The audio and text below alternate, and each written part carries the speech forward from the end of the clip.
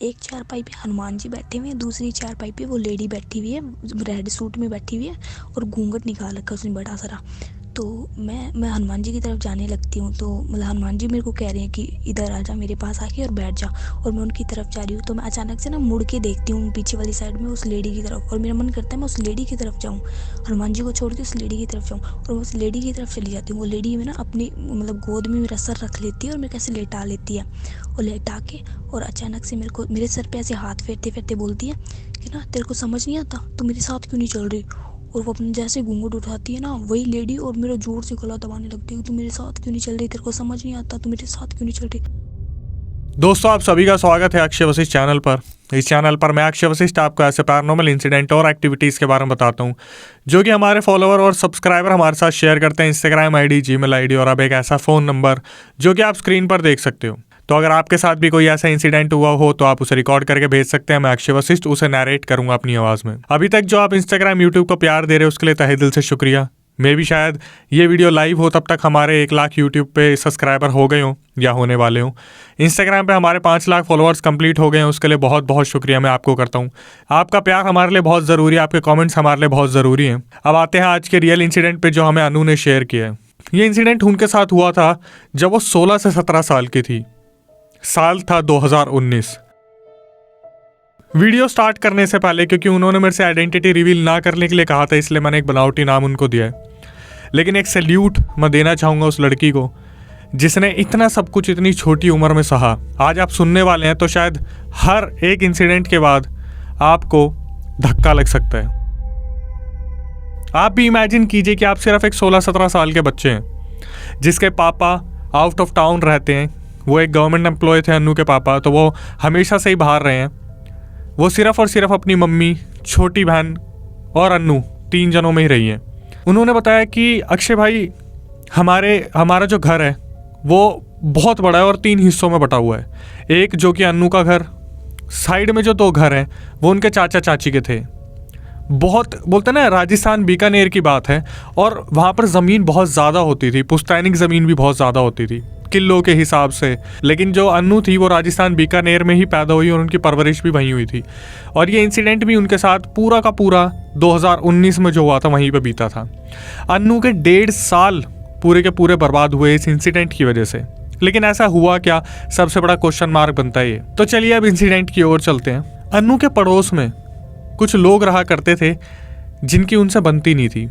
होली के आसपास की बात है 2019 की। जो पड़ोस वाले घर में लड़का और उनकी बीवी थी वो कहीं घूमने गए हुए थे और वापस आते टाइम उनका बहुत बुरा एक्सीडेंट हो गया था। अब ये बात तो अनु ने सिर्फ अपने कानों से सुनी थी और अनु की मम्मी को भी पता था कि हाँ यार एक्सीडेंट हुआ है। और बहुत हमदर्दी होती है इस चीज़ में कि हमारे दुश्मन का भी अगर ऐसा कुछ हो तो बहुत बुरा लगता है। आप लोगों के साथ भी ऐसा होता होगा कि आप जब देखते हैं कि जिनसे हमारी बन नहीं रही उनके घर में भी कोई हादसा हो जाए तो दिल पसीज सा जाता है, और जिसका नहीं पसीजता वो तो फिर इंसान कहलाने लायक ही नहीं है। तो अनु की मम्मी निकल के देखती हैं कि घर बहुत ज़्यादा बिल्कुल शांत हो रखा है। अनु भी निकलती है, देखती है घर के अंदर बिल्कुल ऐसे शांति सी हो रखी है। मोहल्ले में चू चू और ये सब कुछ चाचा नहीं होता तो बड़ा अजीब सा मन हो जाता है कि एकदम से सब कुछ शांत हो गया। ये माहौल लास्ट आपने कोविड में देखा होगा। अनु की मम्मी और अनु जहाँ से बिलोंग करते हैं राजस्थान बीकानेर में, वहाँ पर शीतला माता को बहुत ज़्यादा माना जाता है और उनकी पूजा होती है होली के बाद। अनु ने बताया कि उनकी मम्मी गई हुई थी कहीं पर, दोपहर शाम 4:30 बजे की बात थी। तो अनु सो रही थी, उन्हें एक पहली बार एक ऐसा सपना आता है जो उनको झिझोड़ के रख देता है। उनको एक सपना आता है जहाँ पर वो सो रही थी तो उन्हें दिखता है कि मम्मी घर पे नहीं है, और सपने में वो जगी हुई है। वो जग के अपनी मम्मी को ढूंढ रही होती है। तभी उनके बगल वाले घर से उनकी चाची आती है और बोलती है कि तेरी मम्मी कहाँ पर है। तो अनु सपने में ही उन्हें रिस्पॉन्ड करती है कि मम्मी घर पे नहीं है, मैं भी उन्हें ही ढूंढ रही हूँ। अब उनकी चाची ये पूछ कर चली जाती है। और अगेन मैं दोबारा हाईलाइट कर रहा हूँ, ये सब कुछ सपने में हो रहा था जो अनु ने देखा था। तो वो ढूंढती ढूंढती अपनी मम्मी को अपने घर के बाहर जाती हैं सपने के अंदर, और वो देखती है कि उनके बगल वाला जो घर है उसके बाहर एक बहुत बड़ी सफ़ेद गाड़ी लगी हुई है। उसमें से बहुत सारे लोग उतरते हैं और किसी चीज़ को, जैसे वो लोग वहाँ पर मातम मनाने आए थे या फिर वहाँ पर कुछ हुआ है। अनु एकदम से थोड़ा सा राइट हैंड साइड में देखती है तो वो देखती है एक पेड़ के पास एक औरत खड़ी है जिसकी बॉडी में से पूरा ब्लड निकल रहा है, और वो अनु को देखकर उसकी तरफ भागना शुरू करती है। अनु फटाफट से अपने घर में जाती है और अंदर से कुंडी लगा लेती है। ये सारा इंसिडेंट उनके साथ सपने में हो रहा था। वो धीरे धीरे पीछे होती हैं और उन्हें ऐसा लगता है जैसे बैक वाले डोर के पास उनकी मम्मी है। वो फटाफट से बैक वाले डोर पे जाती है, जो उनके घर के पीछे वाला कमरा था, वहाँ पर जो गेट था उसमें, उस गेट को खोलती है। तो वो जो औरत होती है वो उनका राइट हाथ पकड़ लेती है और एकदम से खींचती है कि चल मेरे साथ, चल चल, तेरे को लेके जाऊंगी मैं अपने साथ। अन्नू इतनी ज़्यादा डरी होती है, अन्नू फटाफट से हाथ छुड़वाती है और वो बोलती है मम्मी मम्मी, और एकदम से उनकी आँख खुल जाती है। अब जो सोचने वाली बात थी कि ये तो सब कुछ सपने में हो रहा था, लेकिन जब अन्नू की आँख खुलती है तो वो देखती है कि उनके हाथ पे अजीब से मार्क्स थे और उनका शोल्डर बहुत ज़्यादा पेन हो रहा था। और वो जब ये चीज़ देखती हैं, वो किस उम्र में थी, 16 से 17, उनका रोना छूट जाता है। तभी एकदम से सामने वाले गेट से उनकी मम्मी की एंट्री होती है और वो एकदम से बोलती है क्या हुआ अन्नू, तू रो क्यों रही है। अन्नू बिलक बिलक के रोने लग रही थी कि मम्मी आप कहाँ चले गए थे, मैंने सपने में ऐसा देखा, मेरे को कोई औरत पीछा कर रही थी। उनकी मम्मी उन्हें समझाती, तू पागल है, तू जिस घर में हम रहते हैं हम हनुमान जी के भक्त हैं और हनुमान जी के होते हुए हमारे साथ ऐसा कुछ हो नहीं सकता, तू कैसी कैसी बातें सोच रही है। तो उनकी मम्मी कैसे न कैसे उन्हें कन्विंस कर लेती है और 4:30 बजे जब उनकी मम्मी उनके पास आती है तो वो 7 बजे तक दोनों माँ बेटी सोते हैं। ठीक है, उसी शाम 8:30 बजे की बात थी, जब उनके घर में खाना बन रहा था तो उनकी मम्मी अन्नू को बोलती है बेटा दाल बहुत ज़्यादा बन गई है, काम कर, साइड वाले घर में अपनी चाचा चाची है ना, उनको दे के आ जा थोड़ी सी दाल। अन्नू ने बताया अक्षय भाई आप बिलीव नहीं करोगे, मैं रात को ना इतना ज़्यादा डरती हूँ, इतनी ज़्यादा फट्टू हूँ कि जब मैं घर से बाहर निकलती हूँ, मैं अगर कहीं जाती हूँ ना भागती हुई जाती हूँ और भागती हुई आती हूँ। उन्होंने बोला कि मैं दाल का जो पूरा पतीला था वो हाथ में भागती भागती लेके गई और जब मैं वापस आ रही थी भागते भागते अपने गेट के पास रुकी मैं, और मुझे बस ऐसा लगा कि यार एक बार ना पीछे पलट के मुझे देखना चाहिए उस घर की तरफ। और शायद यही उसकी बहुत बड़ी गलती थी। हमें कभी भी ऐसे लगता है तो नहीं देखना चाहिए, सिक्स सेंस बोलते हैं, मत देखना, लेकिन फिर भी इंसान जो है ना कहीं कन्विंस हो जाता है। अन्नू पीछे मुड़ के देखती है तो वही औरत अन्नू को दिखती है जीते जागते। ये सपना नहीं था, एक्चुअल में अन्नू को दिखती है कि पीछे कोई औरत है जो अन्नू को एकदम से अपनी तरफ बुला रही होती है कि मेरे पास आ जा। अन्नू इतना ज़्यादा डर जाती है, वो कमरे में जाती है, अपने मम्मी तक को नहीं बताती, किसी को नहीं बताती कि उसके साथ हुआ क्या था। वो बस चुपचाप अपने कमरे में जाके बैठ जाती है और कांपने लग जाती है। अन्नू ने बताया कि वो लोग हनुमान जी को इतना ज़्यादा मानते थे, अपने मुंह से हनुमान चालीसा जब वो बोल रही थी तो पूरी लाइंस तक उसके मुंह से नहीं निकल रही थी। जय हनुमान ज्ञान गुण सागर भूल गई, जय कपीस तियो लोग जाकर भूल गई। ऐसा उनके साथ बैक टू बैक हो रहा था। तो उन्होंने क्या करा, जय श्री राम जय हनुमान, जय श्री राम जय हनुमान, बचा लो हनुमान, जय श्री राम जय हनुमान, वो बार बार ऐसा बोलने लगी। तो जब वो सोने के लिए गई उनके साथ स्लीप पैरालिसिस के अटैक बार बार आने लगे। बार बार उनको ऐसा लगता था जैसे रात को वो जो औरत थी वो उसे लेने आती थी और कैसे न कैसे वो अपनी मम्मी के बगल में जो अन्नू थी वो चीख कर उठा करती थी। उनकी मम्मी और आगे पीछे जो उनकी छोटी बहन थी वो सब परेशान हो गए थे कि क्या चल रहा है। वो रात कैसे न कैसे गुजरती है जब वो इंसिडेंट हुआ था हनुमान जी और श्री राम वाला। अगले दिन अन्नू ने बताया कि मेरा तो सोना उठना जीना सब हराम हो गया था, लेकिन अगली रात उनके साथ कोई ऐसा इंसिडेंट होने वाला था उन्होंने कभी सोचा नहीं था। अगली रात जब वो सोने के लिए गई तो बड़ी मुश्किल से तो उन्हें नींद आई। उनकी मम्मी उन्हीं के पास लेटी हुई थी। अन्नू को सपना आया कि वो अपने घर से बाहर निकली अपनी मम्मी को ढूंढने के लिए। वो बहुत डरी हुई है और उनको बगल वाले घर में जहाँ पर जो पूरा इंसिडेंट उनके साथ लास्ट टाइम हुआ था वहाँ पर 2 चारपाई बिछी दिखती हैं। एक पे हनुमान जी बैठे हुए थे और एक पे एक औरत बैठी थी, इसने लाल कलर का कुछ कपड़ा पहना था और घूंघट पूरा ओढ़ रखा था। तो अन्नू क्या करती है, उनकी तरफ चलना शुरू करती है, हनुमान जी की तरफ, और हनुमान जी उसे बोलते हैं कि बेटा मेरे पास आओ, मेरे पास आ जाओ, मेरे पास आ जाओ। लेकिन उस औरत ने जो लाल कलर के कपड़े में घूंघट पहना था उसने एक बार घूंघट उतारा और वो इतनी सुंदर दिख रही थी कि अन्नू एकदम से वशीकरण हो गई और सपने में ही उनकी तरफ चलना शुरू कर दिया। उस औरत ने क्या करा, जैसे ही अपने पास वहाँ पर अन्नू उनके पास पहुंची, हनुमान जी वहाँ से गायब हो गए।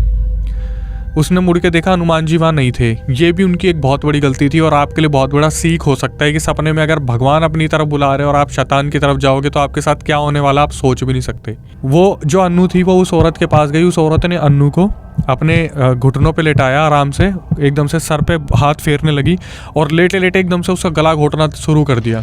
तो अन्नू एकदम से सपने में चिल्लाने लगी, मम्मी मम्मी बचाओ, मम्मी बचाओ, मम्मी बचाओ। एकदम से वो जो उसकी मम्मी उसे उठाती है, बेटा क्या हुआ, क्या हुआ, सब ठीक है, बता जल्दी क्या हुआ। तो बोलती है कि वो मम्मी वो मुझे लेके चली जाएगी, वो औरत मुझे जान से मार देगी। तो उसकी मम्मी पूछती है क्या हुआ। तो वो बताती कि ऐसे ऐसे मुझे हनुमान जी दिखे थे, वो शैतान भी दिखा था, मैंने हनुमान जी को छोड़ के मैं शैतान के पास चली गई।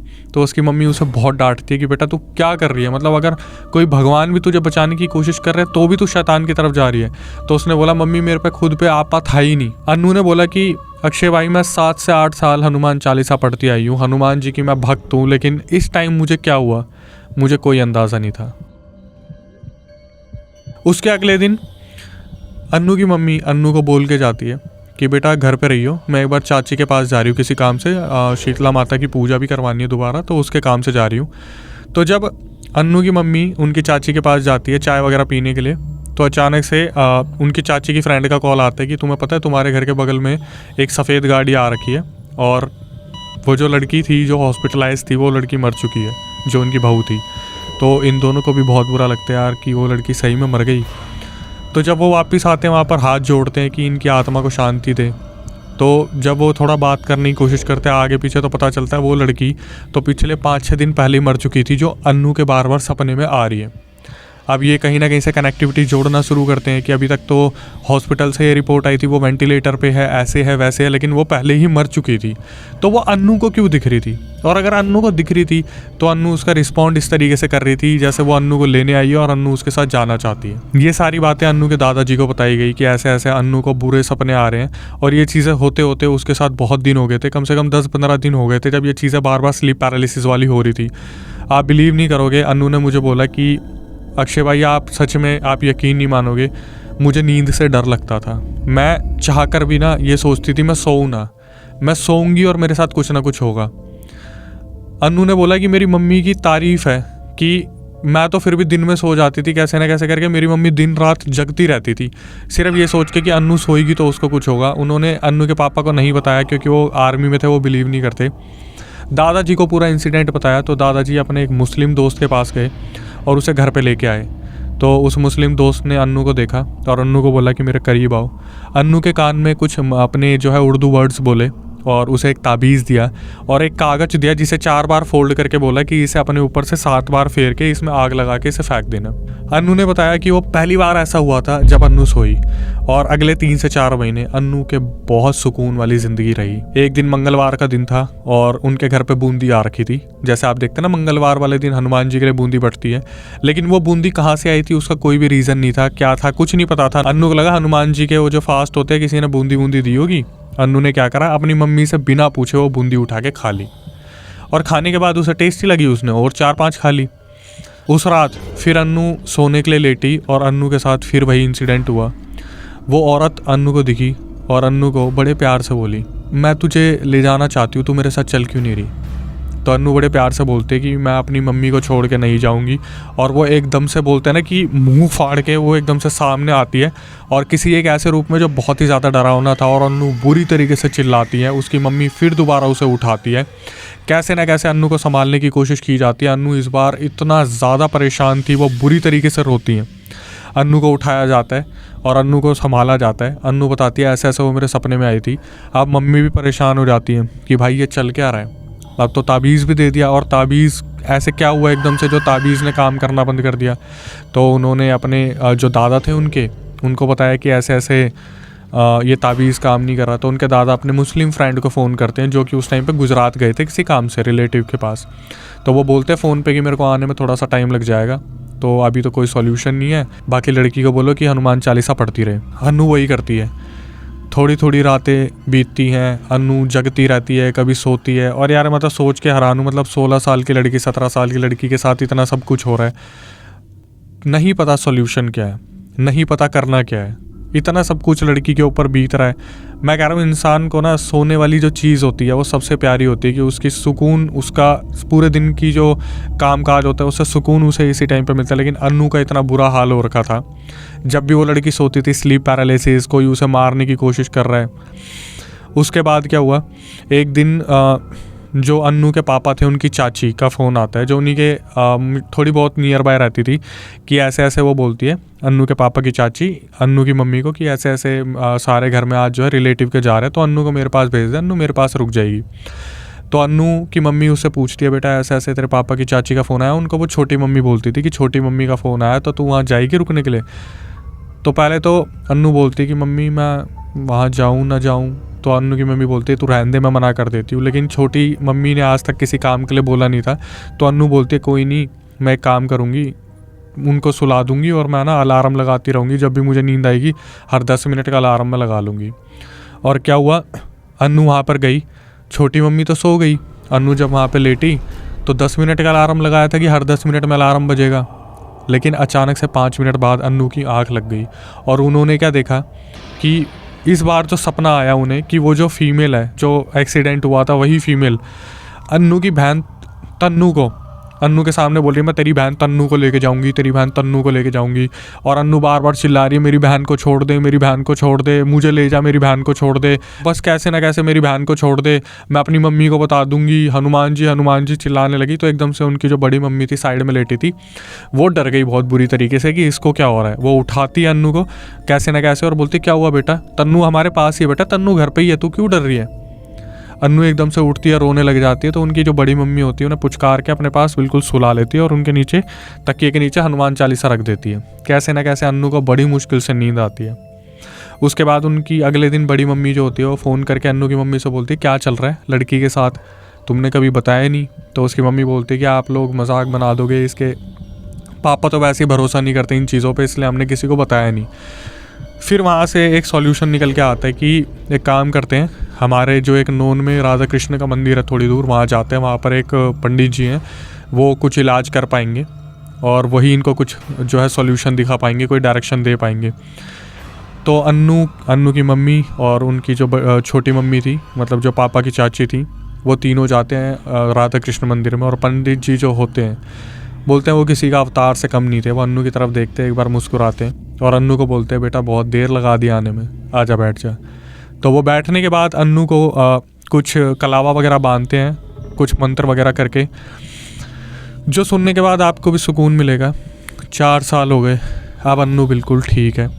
अन्नू उस कलावे को उतरने नहीं देती। और जो सबसे बड़ी मिस्ट्री थी कि जब वो जो उनके दादा के मुस्लिम दोस्त थे उन्होंने भी तो ताबीज़ दिया था, तो वो ताबीज़ इतना असरदार क्यों नहीं था, 4-5 महीने में ऐसा क्या हुआ। तो इसके पीछे का राज ये है कि अन्नू ने जो बूंदी खाई थी ना, वो एक्चुअल में बूंदी उनके रिलेटिव में किसी डेथ के वहाँ से आई थी।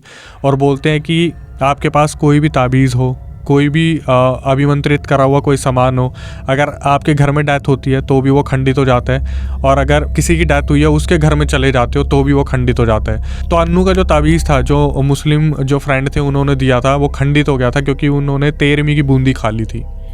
और ये बात भी अन्नू को कहाँ से पता चली, अन्नू की एक मुस्लिम फ्रेंड थी, जब वो स्कूल जा रही थी एक दिन तो उन्होंने बताया कि वज़न गिरने पे उनकी जो मुस्लिम फ्रेंड थी उन्होंने बोला कि तेरा वज़न इतना गिर गया, तेरे को प्रॉब्लम क्या। तो बताया उसने कि ऐसे ऐसे मुझे बहुत बुरे सपने आते हैं, और मुस्लिम एक है जिन्होंने मेरे दादा के दोस्त हैं, उन्होंने मेरे को ऐसे ऐसे ताबीज़ दिया था, वो पता नहीं ऐसे कैसे हो गया। तो उस मुस्लिम लड़की ने बताया कि हमारे में ये रूल होता है कि ना तो आप किसी के मरे में जाओगे और ना मरे का खाओगे, तो शायद तूने जो बूंदी खाई थी उसकी वजह से सब कुछ हो रहा था। अन्नू ने अपने घर पे बताया ऐसा ऐसा। उसके बाद राधा कृष्ण मंदिर से उसे सॉल्यूशन मिला। अब 4 साल हो गए हैं। अन्नू की आवाज़ में मुझे वो दर्द और डर दोनों महसूस हो रहा था। वो आपको रिकॉर्डिंग में भी सुनाई दे जाएगा, शायद पहले भी आपने सुना हो। लेकिन यहाँ से बस एक ही चीज़ सीखने को मिलती है भाई कि आप 21st सेंचुरी में हो और ब्लैक मैजिक एक्टिविटीज़ हर घर में परफॉर्म होती है। पैरानॉर्मल इंसिडेंट एक्टिविटीज़ सबके साथ होते हैं। शायद हो सकता है आप वीडियो देखते वक्त कभी ये सोचो कि यार हमारे साथ भी ऐसा सब कुछ होता है, स्लीप पैरालिसिस होते हैं, लेकिन हम उसे साइंस और मेडिकल टर्म के हिसाब से देखना शुरू करते हैं। स्लीप पैरालिसिस आपके साथ हफ्ते में 1 बार हो सकता है, हफ्ते में 5 बार या 4 बार नहीं हो सकता। अगर हो रहा है तो शायद आपको चेक कराने की ज़रूरत है। तो moral of the story, conclusion, आप अपने बुजुर्गों से कुछ छुपाएं ना, आप अपने बड़ों से कुछ ना छुपाएं, क्योंकि कहीं ना कहीं उनके पास हर चीज़ का सॉल्यूशन होता है। जैसे एलोपैथी की दवाई हम खाते हैं, आज हमें सॉल्यूशन मिल जाता है, लेकिन साइड इफ़ेक्ट भी होते हैं। लेकिन आयुर्वेदिक जो दवाई होती है वो हमारे उन लोगों ने बनाई है, बुज़ुर्गों ने, जिसका हर तरीके से सॉल्यूशन है विदाउट साइड इफ़ेक्ट। ऐसे ही एग्जांपल मैंने आपको इसलिए दिया क्योंकि हमारे जो बड़े बुज़ुर्ग होते हैं, हमें उनसे कुछ नहीं छुपाना चाहिए, उनके सामने सारी चीज़ें खुल के रखनी चाहिए। अब वो जो साइड वाले घर में जो फीमेल मरी थी, शायद उसकी आत्मा थी जो तृप्त नहीं हो पाई थी और वो किसी की बलि मांग रही थी, और शायद उसे इजी टारगेट अन्नू लगा, लेकिन अन्नू कैसे न कैसे बच गई। और आपके लिए बहुत बड़ा सबक है कि भाई अगर आपको कोई ताबीज़ दिया जा रहा है तो उसे थोड़ा ढंग से रखिए। हमारे साथ और भी ऐसे इंसिडेंट हुए थे जो मैंने रियल हिट में भी बताए थे कि एक लड़की थी जो ग्वालियर मध्य प्रदेश की थी। मध्य प्रदेश में वो जल्दीबाजी में किसी डेथ में चली गई थी और फिर उसके साथ वो सारी चीज़ें उन्हें स्टार्ट हो गई थी। मेरी अब भी आपसे रिक्वेस्ट है, अगर आप वीडियो को देख रहे हैं, ये एक इन्फॉर्मेटिव वीडियो है, आप इसे शेयर कर सकते हैं अपने दोस्तों के साथ, भाई बहनों के साथ जो थोड़ा सा केयरफुल रहें। और अगर आपके साथ ऐसा कोई इंसिडेंट हुआ हो तो आप स्क्रीन पर दिए गए नंबर पर मुझे शेयर कर सकते हैं, मैं अक्षय उसे नैरेट करूँगा अपनी आवाज़ में। इंस्टाग्राम यूट्यूब को प्यार देने के लिए इतना तहे दिल से शुक्रिया। नेक्स्ट वीडियो आने तक stay tuned with the channel. हमारे गांव में राधा कृष्ण जी का मंदिर है ना, उसमें वो पंडित जी ऐसे कोई ताबीज़ सब देते हैं बना के। तो जो छोटे बाबा है ना, उनके लिए भी बनवाया था एक। तो कहते हैं कि उनसे बात करके देखते हैं। तो मम्मी ने और छोटी माँ ने तो उनसे बात की, जो गांव के हमारे राधा कृष्ण जी ठाकुर जी के मंदिर के जो पंडित जी उनसे बात की। तो उनसे कह के पूजा करवा के ना, थोड़ा हवन विधि से पूजा करवा के मंदिर में वहीं पे और एक ताबीज़ बनवाया। और वो ताबीज़ मेरे को पहनाया, मतलब घर पे ला के गंगा जल से धो के और वो ताबीज़ मेरे को पहनाया। और वो ताबीज़ पहनने के बाद में आज तक मेरे को वो सपना नहीं आया